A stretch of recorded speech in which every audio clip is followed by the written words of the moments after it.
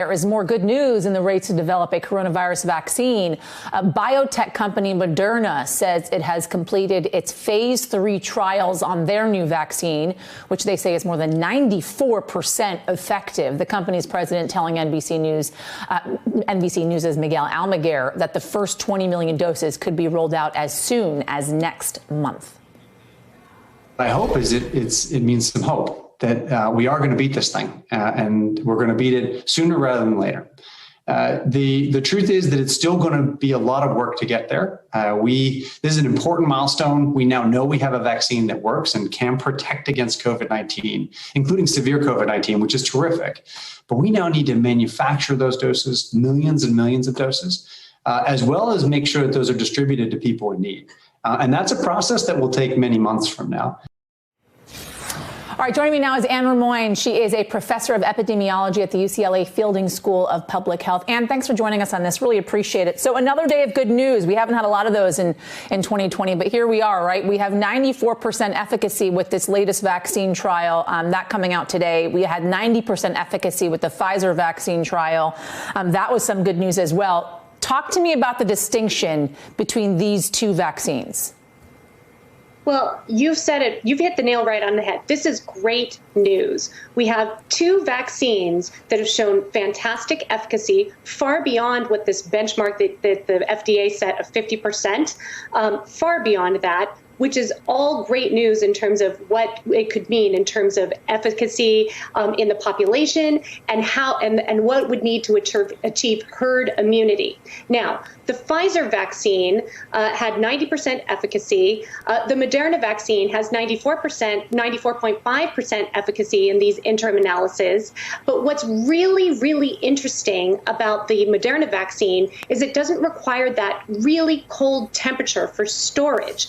In fact, regular freezers that you find in clinics and hospitals around the United States, but around the world, can be used. And in fact, that Moderna vaccine can be held at room temperature for 12 hours. This is a game changer because, you know, we've been talking about how we need these minus 94 degrees Fahrenheit freezers all over the United States, which makes it really difficult for rural areas, places that don't have good resources in place to be able to get that vaccine out. So this is a very big distinction. The other big distinction is that Moderna actually released some information on the demographics of the population. And there were people of color, well represented, as well as people who were over age 65. This is all very important. So talk to me about this Moderna vaccine and this refrigeration that you just mentioned, right? I want folks to really understand this. I, for instance, had an email from CVS the other day, and they said to me, we will be distributing this vaccine once it hits the open market. Does that mean that local urgent care facilities, local pharmacies, that kind of thing will be able to carry a vaccine like Moderna because of the fact that it doesn't have to be frozen at that level that you were talking about when it comes to Pfizer?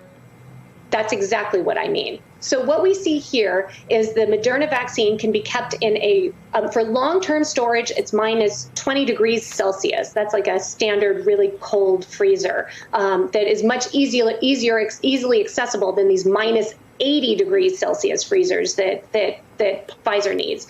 It does mean exactly what you said. CVS, Rite Aid, they will be able to stock this vaccine because it can stay at a refrigeration temperature for 30 days and 12 hours at room temperature. That's really, really important to be able to push it out. But it's important also to remember this vaccine is not going to be readily available to the public until probably mid-April at the earliest. And then it'll take months to be able to distribute this across the United States. So let's expand on that. Dr. Fauci was on the Today Show, and he said basically in part that by the end of December, there could be doses of vaccines available for individuals in the higher risk category. He was also asked by Savannah if he anticipated they could end up with 3, 4, or 5 vaccines. And he said it is conceivable. So talk me through this. What is the possibility that beyond the Moderna and Pfizer vaccines, we could see more coming out over the next couple of weeks, A? And B, when would that emergency authorization come through when 20 million or so doses could get into the market and get to those high risk people? Okay, so in terms of what needs to happen next to get this vaccine up to this emergency use authorization, both groups needed to get to somewhere around 150 participants to be able to hit that mark. So that we anticipate will happen in the coming weeks with the unfortunate spread of the virus that we're seeing all throughout the United States. There are more cases, which means that we're going to have more positive cases in the placebo and potentially in the vaccine groups as well, which will make us get to this point where they can submit the emergency use authorization.